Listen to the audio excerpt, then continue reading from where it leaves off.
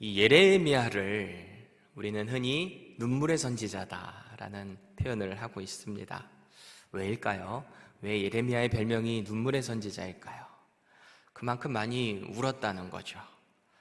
하나님의 말씀을 분명히 듣고 선포하고 있는데 안 들으니까 답답해서 울고, 뻔히 눈앞에 보이는 그 하나님의 심판이 있는데 너무나 마음이 아파서 저들이 돌이키길 원하는데 그 나라에는 온갖 거짓 선지자들이 팽배하고 있어요. 그래서 왕부터가 하나님의 말씀을 듣지를 않아요. 그래서 너무너무 슬퍼서 울고, 결국에는 하나님의 심판 앞에 그 현장 가운데 있으면서 가슴이 찢어지도록 아파서 우는 예레미야죠. 눈물을 흘릴 수밖에 없어요. 얼마나 답답했을까 싶어요. 하나님의 말씀이 너무나도 확실한데 그걸 듣지 않는 백성들의 모습을 보니 얼마나 답답했을까. 이 거짓 선지자들의 그 모습을 볼 때마다 속에서 막 분노가 일어났을 것 같아요. 하나님, 저들을 제발 심판 좀 해주세요라고 답답해서 분노가 있었을 것 같기도 해요. 그래서 예레미야가 그 하나님의 말씀을 대언하는 방식이 이거예요. 오늘 본문 1절입니다. 여호와의 말씀이니라. 2절, 여호와께서 이같이 말씀하시니라. 7절, 여호와께서 이와 같이 말씀하시니라. 하나님의 말씀을 받아서 내가 대언하는 겁니다. 여러분 제발 제 말을 들어야 됩니다. 이것은 내 말이 아니라 하나님의 말씀입니다 라고 대언하고 있는 거죠. 이 그동안 바벨론에게 항복하라, 항복하고 여호와께 돌이키라 라는 메시지를 했어요. 그리고 항복하고 돌이키면 하나님께서 비록 바벨론 포로로 끌려갈지라도 다시 너희들을 예루살렘으로 돌아오게 할 것이다 라는 메시지를 전했어요. 모두 하나님께서 말씀하셨고 이건 다 하나님의 뜻이라고 또 강조하고 있는 것이죠. 예레미야는 어제 봤던 앞선 30장에서 이스라엘의 그 회복의 때를 말씀했어요. 예레미야 30장 22절 보실까요? 너희는 내 백성이 되겠고 나는 너희들의 하나님이 되리라.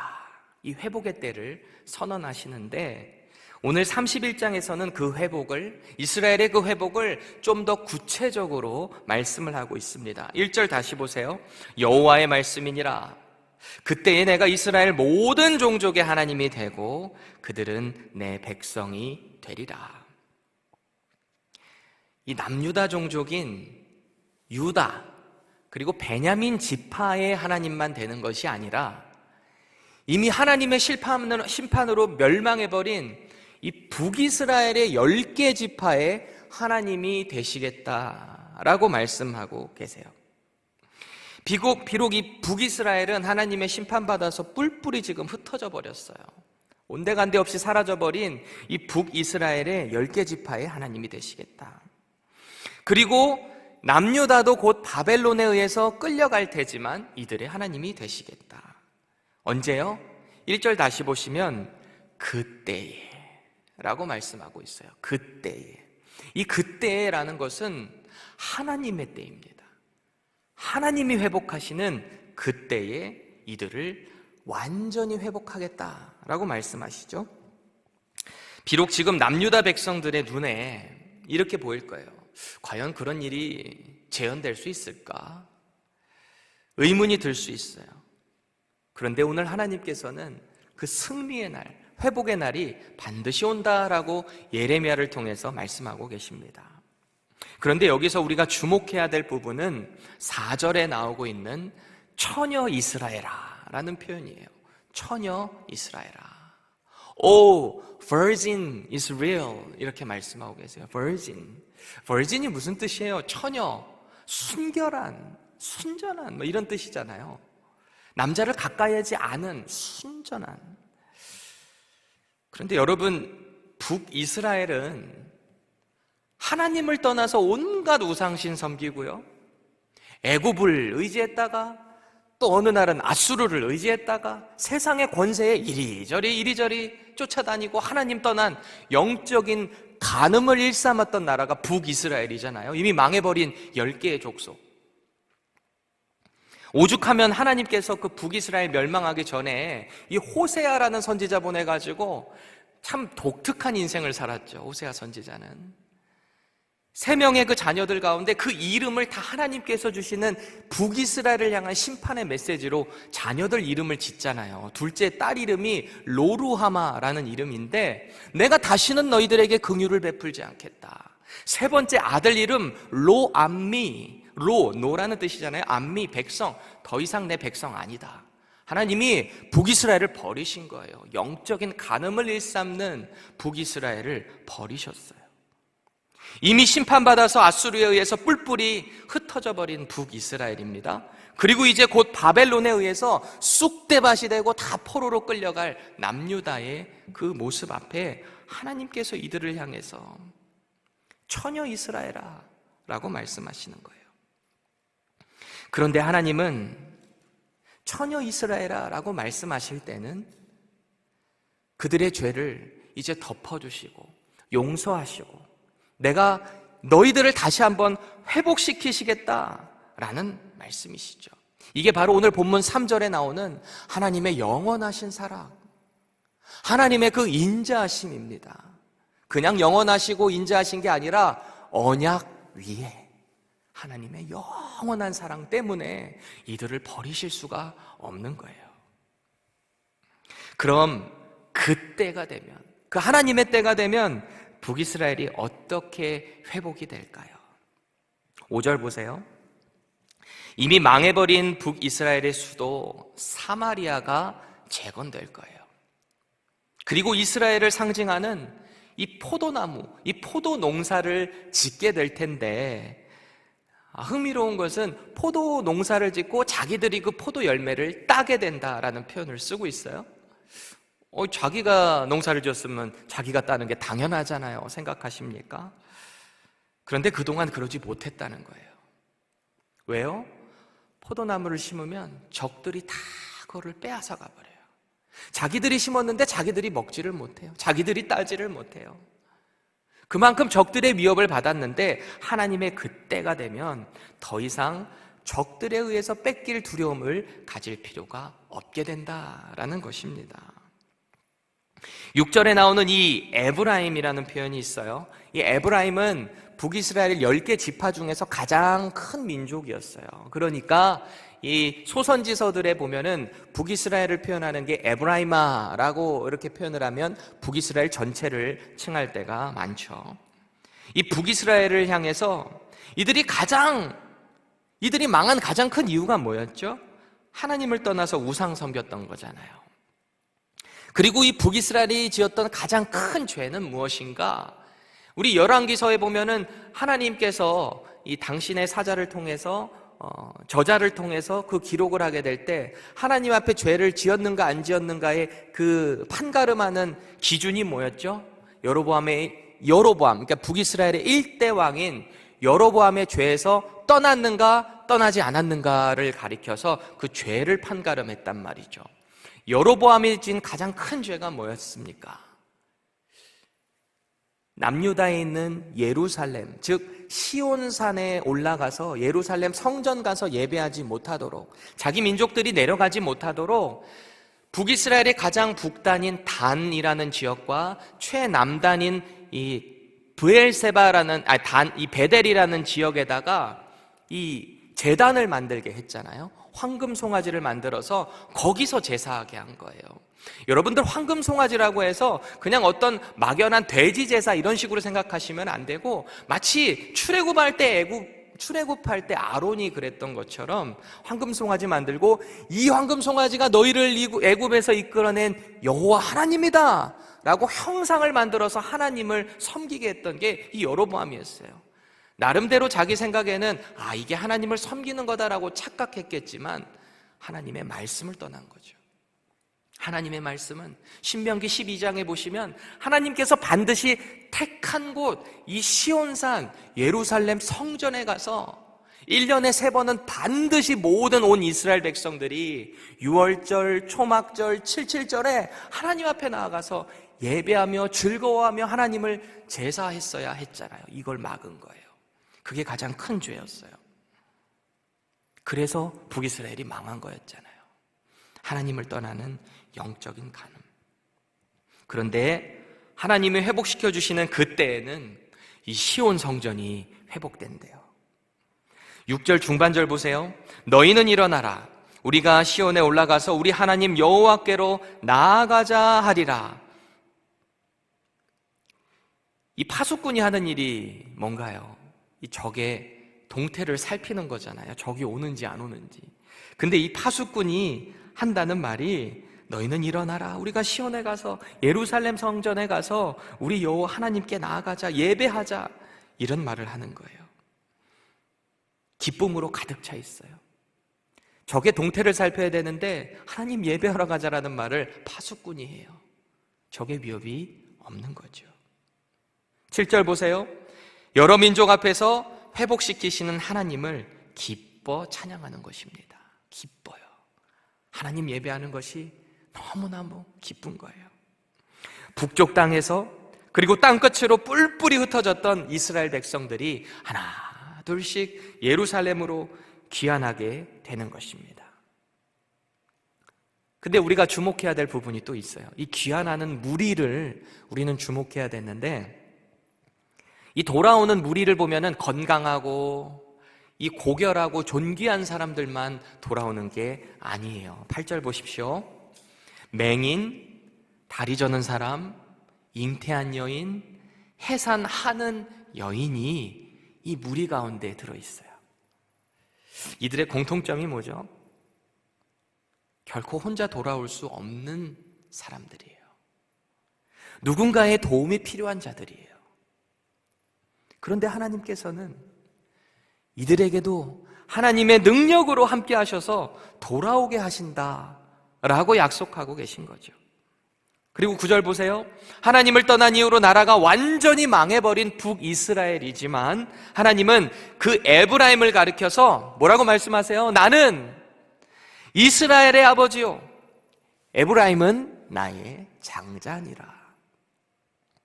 영적인 간음으로 하나님의 심판받아서 뿔뿔이 흩어져 버리고 망해버린 이 북이스라엘, 이 에브라임을 향해서 그들의 박탈돼 버린 신분을 다시 회복시켜 주시는 거예요. 이들은 나의 장자다. 내가 바로 이들의 아버지다 라고 말씀하고 계신 거죠. 오늘 예레미야가 선포하는 이 이스라엘 회복, 이 모든 완전한 회복을 들은 남유다 백성들은 어떻게 생각했을까요? 예레미야의 이 말을 듣고 있는 남유다 백성들은 이 말을 어떻게 생각했을까요? 그래 하나님이 그렇게 하실 거야. 그래, 다 망해버린 나라지만 하나님이 다시 우리를 회복시키실 거야. 이 어렵고 혼란한 국제정세 다 하나님이 회복시키실 거야. 그렇게 생각했을까요? 그렇지는 않았을 것 같아요. 북이스라엘이 망한 것처럼, 저 강했던 아수르가 망한 것처럼 우리들도 곧 망해버리겠지. 모르겠다, 답답하다, 이렇게 생각했던 사람들도 많았을 것 같아요. 그래서 하나님께서는 이 불가능한 회복이라고 생각하는 그 남유다 백성들에게 더 불가능해 보였던 선조들의 출애굽 사건을 다시 한번 떠올리게 하시는 거예요. 이들은 바벨론 포로로 가서 70년 만에 돌아올 거지만 이 선조들의 출애굽은 얼마 만에 이루어졌어요? 430년 만에 이루어졌어요. 3배가 넘는, 4배 가까이 되죠. 2절 보세요. 칼에서 벗어난 백성이 광야에서 은혜를 입었나니. 이 구절을 잘 보시면 이 출애굽기 14장 내용이 조금 떠오르지 않습니까? 이 출애굽하는 이스라엘 백성들을 향해서 이 애굽의 군대가 칼을 들고 막 쫓아오는 장면 있잖아요. 한참을 가다 보니까 앞에는 큰 홍해가 가로막고 있어요. 아주 파도가 넘실넘실, 더 이상 들어갈 수도 없고 뒤를 쳐다보니 칼을 든 애굽 군대가 쫓아오고 있고요. 오도 가도 못하는 이 암담한 상황, 절망적인 상황에 있을 때 하나님께서 홍해 바다를 열어버리시잖아요.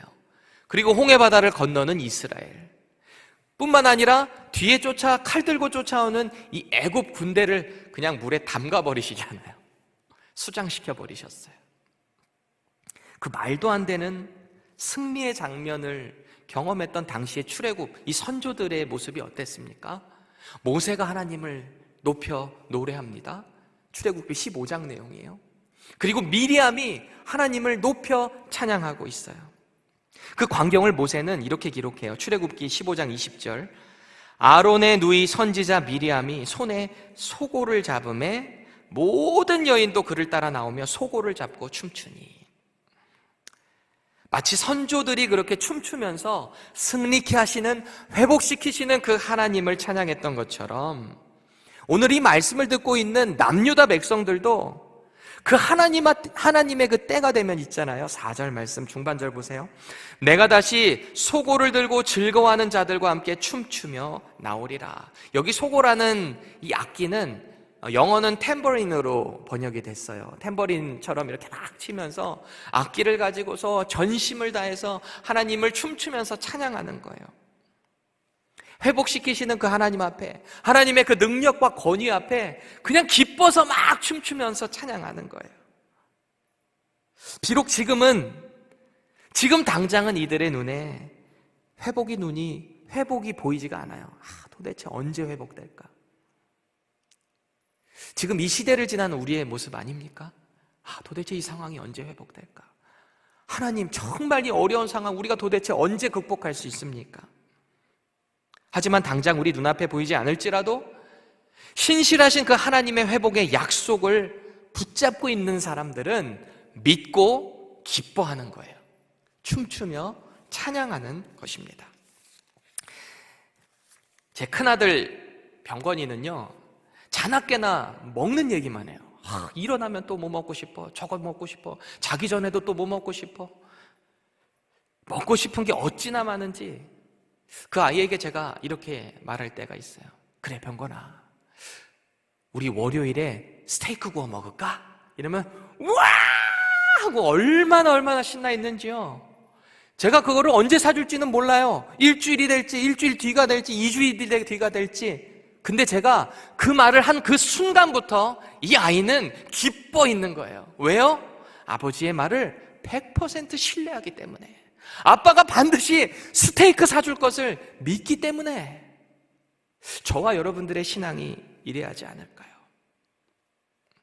하나님의 말씀이 그렇게 약속하셨다면 우리는 그 약속을 붙잡고 믿음 가운데 기뻐해야 하는 것입니다. 때로는 오늘 본문 9절에서와 같이 그들이 울며 돌아오리니, 예루살렘으로 귀환하는 그 감격에 눈물을 흘릴 수도 있을 거예요. 그런데 여기서 운다라는 표현은 저는 더 큰 의미인 것 같아요. 사실은 하나님을 떠나 살았던 이 죄에 대한 통회와 자복의 마음을 가지고 하나님 앞에 부르짖으며 울며 돌아오는 이스라엘의 그 회복의 모습입니다. 그리고 이내 다시 구원을 허락하신 그 하나님의 놀라우신 능력과 영광과 그 사랑과 인자하심 가운데 감격해서 우는 거예요. 여러분, 죄로 죽었던 우리를 구원하신 그 하나님의 사랑에, 그 은혜에 감격해서 울면서 찬양했던 게 언제세요? 언제 그렇게 하셨어요? 그 감격에 젖어서 예배에 나와서 하나님의 말씀을 들을 때마다 눈물 흘렸던 그때가 언제이신가요? 그 눈물이 회복될 수 있기를 축원합니다. 우리는 하나님의 말씀을 믿기 때문에, 하나님께서 회복하신다고 말씀하셨기 때문에 그 회복의 때를 믿고 그 약속 가운데 나아가는 것입니다. 9절 말씀을 함께 읽겠습니다. 그들이 울며 돌아오리니 나의 인도함을 받고 간구할 때에 내가 그들을 넘어지지 아니하고 물 있는 계곡의 고든 길로 가게 하리라. 아멘. 오늘도 우리의 연약함을 하나님께서 다 아시고, 우리가 넘어지고 쓰러질지라도 하나님의 인자하심에 간구하게 될 때 하나님이 우리를 다시 회복시켜 주실 것을 믿으시기 바랍니다. 그리고 어떤 인생의 광야길을 지나고 있을지라도 우리를 그 계곡의 고든 길로 인도하시겠다, 물 있는 계곡의 길. 광야 가운데 가장 필요한 것이 물이잖아요. 근데 그 물 있는 계곡의 길로, 평탄한 길로, 고든 길로 인도하시는 그 하나님을 신뢰하시기 바랍니다. 그래서 오늘도 신실하신 하나님의 말씀 붙잡고 승리하는 저와 여러분들 되시기를 축원합니다. 기도하겠습니다. 하나님, 참 어려운 때를 지나고 있습니다. 언제 회복될지 암담하기도 하고 답답하기도 한 이때입니다. 하지만 우리는 하나님께서 반드시 회복시키시겠다, 이스라엘을 회복시키실 것처럼 영적인 이스라엘 된 우리조차 하나님께서 회복시키실 그 때를 우리는 신뢰하며 나아가기 원합니다. 하나님의 말씀 붙잡고 오늘도 그렇게 세상 가운데 하나님의 자녀로 승리하는 우리 모두 되게 하여 주시옵소서. 예수님의 이름으로 간절히 기도합니다. 아멘.